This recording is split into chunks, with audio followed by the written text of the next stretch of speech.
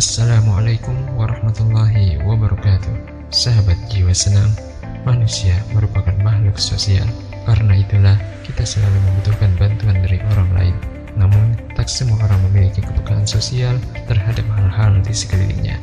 Sikap peduli adalah suatu sikap untuk senantiasa ikut merasakan penderitaan orang lain, ikut merasakan penderitaan sebagian masyarakat lain yang sedang sakit, ikut merasakan bersedih ketika sebagian saudara-saudara kita ditimpa musibah bencana, kesulitan, atau ditimpa keadaan-keadaan yang membangkitkan rasa kasihan dan iba. Ada sebuah kisah menarik tentang dua orang pria yang sedang dirawat di sebuah rumah sakit. Bagaimanakah kisahnya? Simak terus ulasannya hingga akhir, tentunya hanya di channel Jiwa Senang. Sebelum lanjut, jangan lupa subscribe, like, share, dan aktifkan lonceng notifikasi untuk mendukung channel ini agar terus memberikan ilmu yang bermanfaat untuk semua. Pada suatu hari, ada dua orang pria yang sedang dirawat di rumah sakit. Seorang di antaranya menderita suatu penyakit yang mengharuskannya duduk selama 1 jam untuk mengosongkan cairan dari paru-parunya. Kebetulan tempatnya berada tepat di sisi jendela, sedangkan pria yang lain tidak bisa melakukan apa-apa. Dia hanya bisa berbaring di tempatnya. Setiap hari mereka saling bercakap selama berjam-jam lamanya. Mereka membicarakan keluarga, rumah, dan tempat-tempat yang pernah mereka kunjungi selama liburan. Setiap sore, pria yang berada di sisi jendela menceritakan tentang apa yang terlihat di luar. Selama itulah, pria kedua merasa begitu senang, membayangkan betapa luas alam dan warna-warna indah yang ada di luar sana. Di luar jendela, nampak sebuah taman dengan kolam yang indah. Itik dan angsa begitu menawan, sedangkan anak-anak bermain dengan sangat gembira, dan jauh di atas sana terlihat langit kota yang sangat mempesona, suatu senja yang indah. Pria pertama menceritakan keadaan dengan sangat detail, sedangkan pria yang lain memejamkan matanya, membayangkan semua keindahan pemandangan itu. Perasaannya menjadi lebih tenang dalam menjalani hari-harinya di rumah sakit.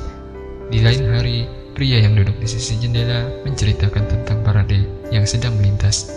Meski pria kedua tidak dapat melihat langsung, namun ia dapat melihatnya melalui pandangan mata pria pertama yang menggambarkan semua itu dengan kata-kata yang indah. Begitulah seterusnya, dan 1 minggu pun berlalu. Di suatu pagi yang cerah, seorang perawat datang, dan ia mendapati pria yang berbaring di sisi jendela itu telah meninggal dunia dalam ketenangan.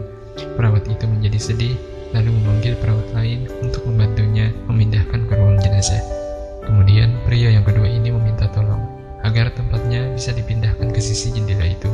Perawat menuruti kemauannya dengan senang hati dan menyiapkan segala sesuatunya. Setelah semuanya selesai, perawat meninggalkannya sendirian. Dengan perlahan dan kesakitan, pria ini memaksakan dirinya untuk bangun. Ia ingin sekali melihat keindahan dunia dari jendela itu. Hatinya tegang. Perlahan, ia menjengukkan kepalanya di jendela. Ia merasa sangat senang. Akhirnya bisa menikmati langsung semua keindahan itu. Namun, apa yang dilihatnya? Ternyata jendela itu hanya menghadap ke sebuah tembok kosong.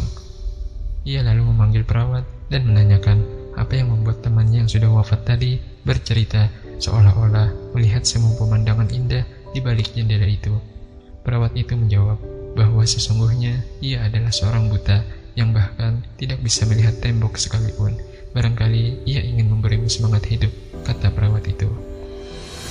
Kepedulian adalah sumber kebahagiaan, membahagiakan dirimu sendiri dan membahagiakan orang lain.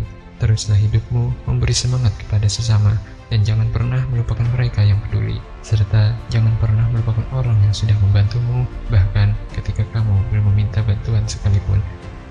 Sahabat jiwa senang, jangan lupa untuk selalu berbagi.